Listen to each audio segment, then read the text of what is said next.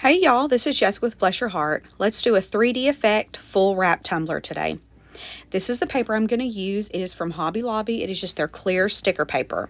I went ahead and printed it out. I just have a basic Canon. And I got this image from Creative Fabrica. I'm going to use the epoxy method today for my glitter adhesion, and I'm not going to do a base coat of any color. I'm just going to let the glitter do its own thing. For the glitter, I'm going to use West Texas Glitter Snowflake. It is an iridescent ultra fine, and I'm just going to go full coverage, top to bottom, side to side, get all of it covered.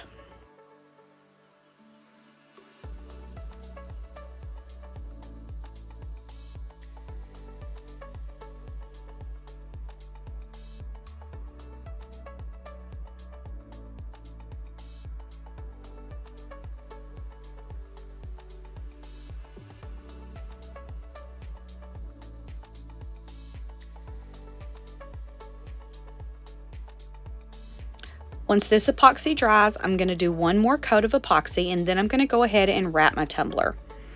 I'm going to put it around and make sure it fits. It's almost seamless, but not quite, but it actually printed out pretty good. This is just, like I said, a template from Creative Fabrica. I'm going to apply it using the hinge method, and like you can see right there, it fits pretty good. And I'm going to use my big squeegee to kind of just shimmy that on the cup and make it fit as best we can without any bubbles or lines or anything like that.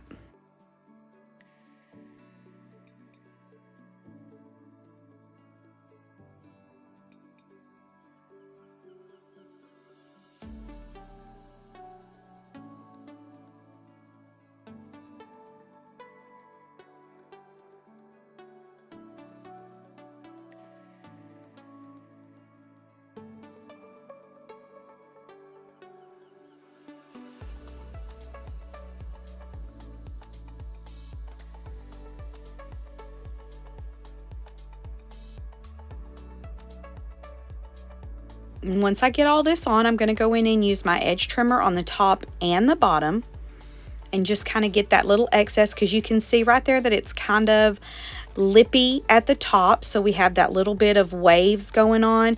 And this sticker paper is just a little bit thicker, so I'm just trying to cut down to where we don't see so much of that.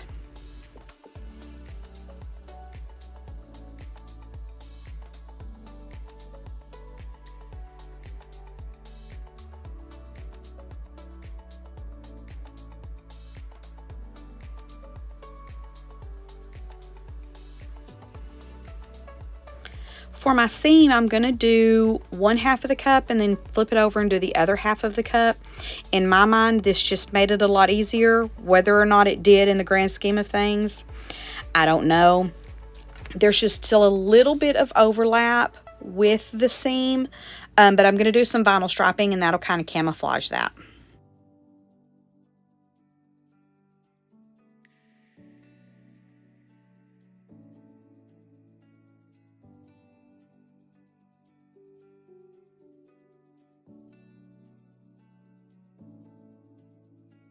Once you get all your excess cut off, go ahead and do another layer of epoxy just to make sure it's nice and smooth. And this is what we have.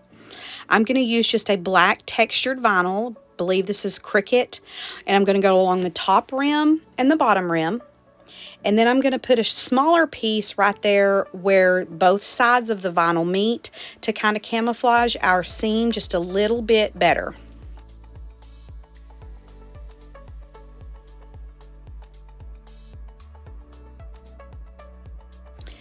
You want to kind of make sure that all of your seams match up. So I'm putting my vinyl stripes, starting it on the seam of the actual vinyl piece.